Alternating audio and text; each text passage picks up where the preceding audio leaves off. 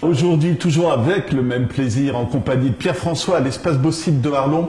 Un peu triste parce que c'est la dernière de la saison, mais c'est aussi un bel hommage à une ville et à un art. Et je vous laisse nous présenter ces deux sujets. Oui, ben voilà, donc c'est une approche photographique de la ville d'Arlon, de notre chef-lieu.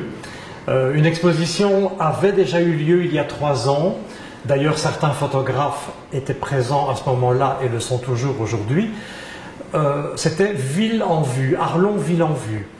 Ici, c'est une approche vraiment différente parce que le sujet proposé, c'est Arlon, nuit sur la ville. Donc là, ce sont 9 photographes qui ont porté un regard souvent singulier, en tout cas un regard très particulier sur la ville.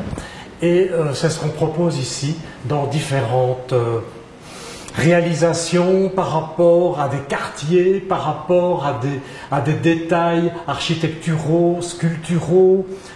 C'est aussi une approche de la vie plus animée dans les brasseries, dans les restaurants. Enfin voilà, toute cette diversité-là. Et il fallait se douter qu'à partir du moment où 9 photographes allaient être présents pour cette exposition, qu'à chaque fois, il y aurait une approche différente, une sensibilité aussi forcément tout à fait différente. Voilà, et je le fais régulièrement quand on se rencontre, hommage aux galeristes, parce que c'est vous qui leur avez donné aussi le thème du sujet, et après, à vous de découvrir des tas de surprises encore une fois. Hein.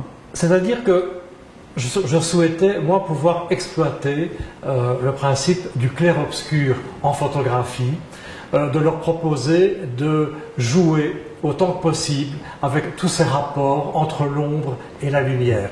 Alors, c'est vrai que dans tout ce qui est noir et blanc, ce clair-obscur apparaît peut-être bien davantage, mais en même temps, c'était aussi une ouverture très large sur les possibilités photographiques que ces 9 artistes avaient. Donc il y a des moments de couleur qui sont particuliers parce que là c'est toute la lumière qui est mise en évidence, et à d'autres moments ce sont plutôt, je dirais, des photographies d'atmosphère. Voilà, ou de climat comme vous me disiez avant de tourner, parce que encore une fois des ambiances, des climats, c'est chaque photographe s'approprie la ville avec sa vision quoi finalement. Alors il s'agit de la ville la nuit ou de la ville entre le soir et la nuit, donc il y avait des moments particulièrement privilégiés pour photographier la ville, et la ville à ce moment-là, elle n'est plus du tout celle que l'on connaît de jour. Et donc les visiteurs disent bien qu'elle se dévoile autrement, elle se dévoile et elle se perd dans le noir, et en même temps elle fait naître des moments magiques un peu, des moments de mystère, des moments d'étrangeté aussi. Voilà. On parle de poésie, de fantastique aussi finalement, la ville devient autre chose qu'une ville. Oui, il y a particulièrement, je dirais, une échappée poétique vers un lieu qui est en soi devenu un peu désuet. C'est une serre, c'est la serre du gouvernement provincial qui a vécu et qui laisse des traces comme ça de végétaux séchés contre les vitres, où là une armature, des bâches, d'anciennes bâches, peuvent encore vraiment créer des ambiances avec tous des contrastes de lumière extrêmement intéressants. Voilà, et on parle de contrastes de lumière, on parle de ville, mais on peut aussi parler de travail sur des halos de lumière comme ça qui définissent un paysage, quoi. Certaines séries mettent vraiment l'accent sur des points lumineux. Et ces points lumineux, que ce soit par exemple celui d'un réverbère ou de l'éclairage d'une vitrine, permettent vraiment des découpages d'images où l'on voit des profils de balcons, où l'on voit des façades vraiment qui se dessinent dans le noir grâce justement à ces effets de lumière extrêmement subtils. Voilà, et on peut parler carrément d'abstrait aussi avec la pluie qui devient un élément de la ville. Alors il était possible aussi, et ça c'était une ouverture éventuellement proposée aux photographes, c'est que des photos soient faites dans la ville sans nécessairement reconnaître les quartiers de la ville. Donc explorer en effet la ville sur un thème particulier, comme celui de Arlon sous la pluie. Voilà, et vous l'expliquez sans connaître les quartiers de la ville, on a carrément un bâtiment qui a été recréé, mais à partir de fenêtres et d'entrées de bâtiments qui appartiennent à Arlon, tout simplement. Oui, la photographie, c'est véritablement concentré sur des fenêtres, uniquement des fenêtres. Mais ça devient des petites fenêtres à partir du moment où elles s'intègrent dans une composition en 3 dimensions qui devient celle d'un immeuble imaginaire.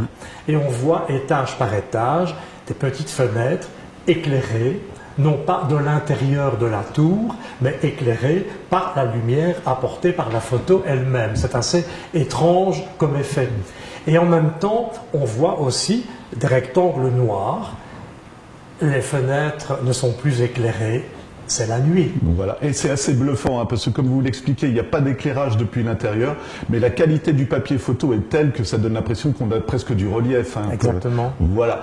Ambiance de vie aussi, hein, on a des gens qui sont photographiés et qui évoquent aussi un côté festif aussi, un petit peu, on va dire. Oui, les moments de fête plus foraines, par exemple aux fêtes de fin d'année, ou les illuminations de la ville, où l'on voit apparaître Bienvenue à Arlon, hein, en introduction à l'exposition. Ce sont des moments d'animation, le dressage des chiens aussi, où l'on voit les propriétaires de chiens et leurs chiens avec leur collier lumineux. Ça permettait aussi des effets de pose intéressants. Ouais, et en plus très sympathique, parce que ça fait du bien de voir des sourires aussi, moi je vous dirais, hein, plutôt que d'avoir toujours des visages fermés, même s'il y en a et qui sont très beaux. Mais là, c'est le côté un peu convivial, je dirais, de la ville. Oui, c'est l'animation aussi. Et ben justement, la rue des restaurateurs, parce que comme ça fait une bonne publicité à Arlon, quoi. Ouais, c'est la rue de la gourmandise. Exactement.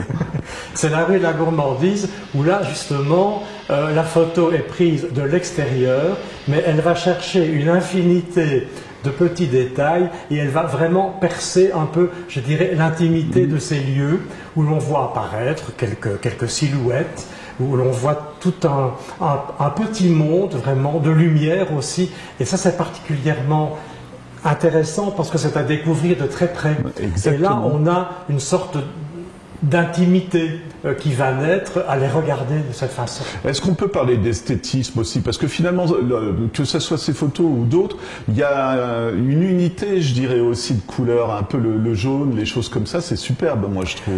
Mais évidemment, le fait que ce soit la nuit, que ce soit des poses souvent très longues aussi, bon, cela a donné toute une harmonie de couleurs.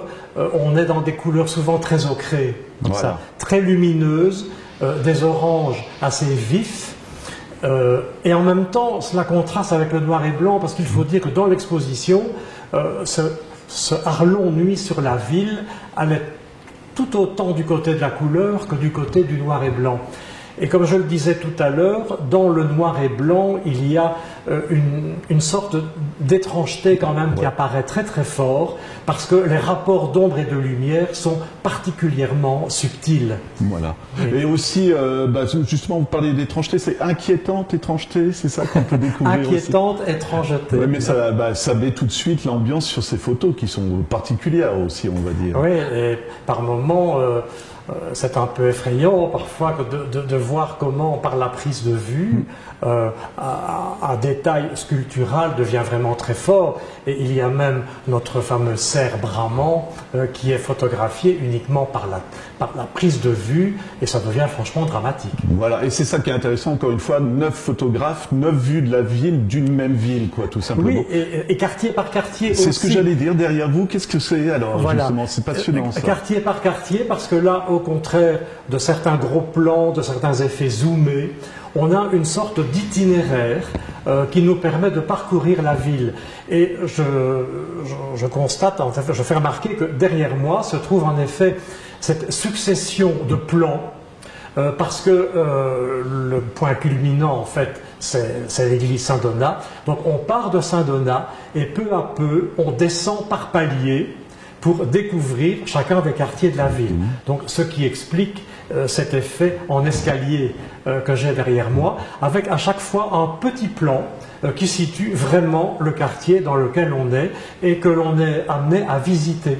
Voilà. Et avec un petit livre qui a donné un peu l'idée aussi de cette expo-là particulièrement. Exactement, parce que l'artiste a lui-même aussi réalisé un ouvrage en complément de son installation. Voilà. Dernière remarque, ça s'appelle du time-lapse, pense, ou je sais pas, les photos qui sont projetées en diapo, tout simplement. Oui, c'est une manière un peu ludique. On disait ludique aussi tout à l'heure à propos de cet immeuble imaginaire, mais on retrouve un peu ce goût du jeu, de l'image dans cette vidéo qui se situe donc devant le palais, et le palais est éclairé alternativement.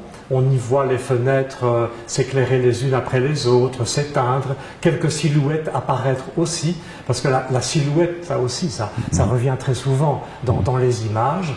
Et c'est une animation du palais, de la façade du palais. Voilà, et encore toujours, moi je le dis, il ne faut pas oublier aussi, comme vous le disiez, on joue avec les feux aussi. Ça, j'aimerais bien que vous en parliez, parce que c'est encore une approche intéressante d'une photographe, si je ne me trompe pas. Oui, elle se singularise dans l'exposition, parce que au lieu de se balader dans la ville, au lieu d'en faire une promenade itinérante et de photographier différents endroits de la ville, ici, le point est fixe. Donc, l'artiste photographie toujours du même endroit, un endroit plongeant, donc qui permet quand même une vision très ouverte, très panoramique de la ville, avec notamment le clocher de l'église Saint-Martin, donc qui se découpe à chaque fois jusqu'au moment où dans un halo de brume, il va disparaître. Et là, elle photographie parce qu'elle se trouve proche d'un carrefour. Donc c'est très intéressant, c'est très amusant aussi, de pouvoir tout le temps jouer sur l'alternance des feux verts et des feux rouges.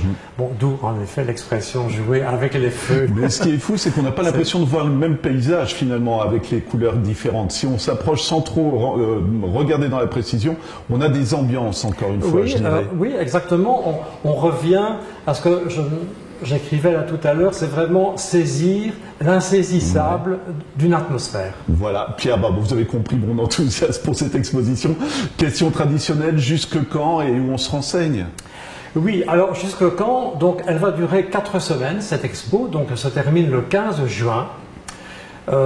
Deux dimanches d'ouverture encore, et le site habituellement propose les heures d'ouverture, le calendrier complet pour venir visiter cette exposition. Donc c'est www.espacebossit.be. Voilà, et je voudrais terminer par une petite remarque que j'ai préparée depuis un moment, mais comme dit Richard Bohringer, c'est beau une ville la nuit aussi, non? Voilà. À bientôt Pierre, et on vous souhaite un bel été parce que c'était quand même la dernière de la saison. Oui, merci beaucoup, et on peut se dire que la prochaine est en pleine préparation. Ouais, voilà, à bientôt alors. Au revoir.